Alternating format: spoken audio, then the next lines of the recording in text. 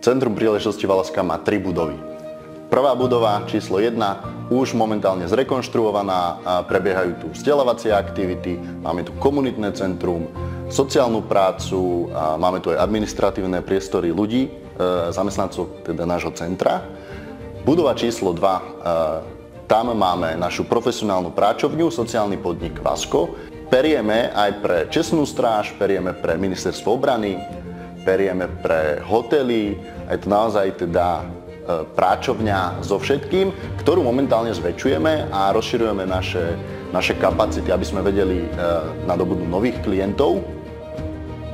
A budova číslo 3, to je niečo, čo dotvorí Centrum príležitosti Valašska a predstavte si štvorposchodovú budovu, kde vytvoríme viac ako 30 bytových jednotiek dostupného bývania.